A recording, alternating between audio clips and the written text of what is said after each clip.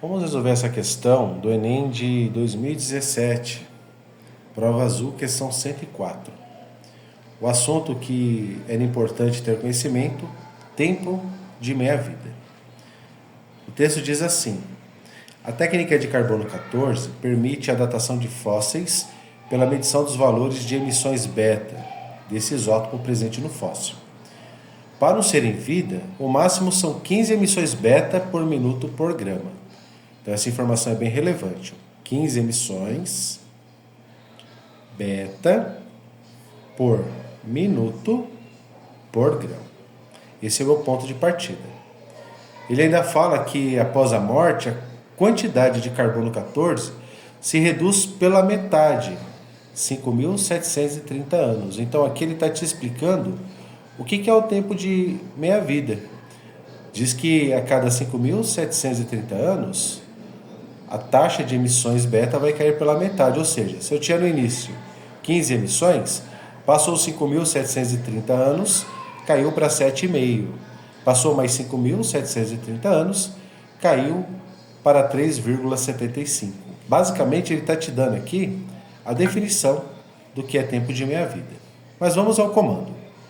Considere que um fragmento fóssil de massa igual a 30 gramas foi encontrado em um sítio arqueológico e a medição de radiação apresentou 6.750 emissões beta por hora.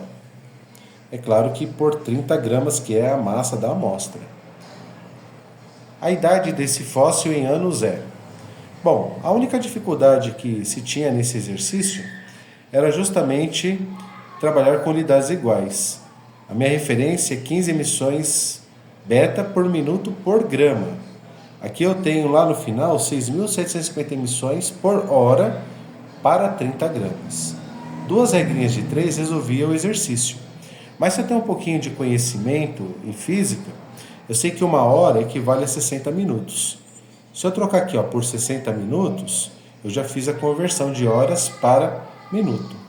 Bastaria eu dividir 6.750 por 60 e depois por 30, que eu ia chegar no valor de 3,75 emissões beta por minuto por grama.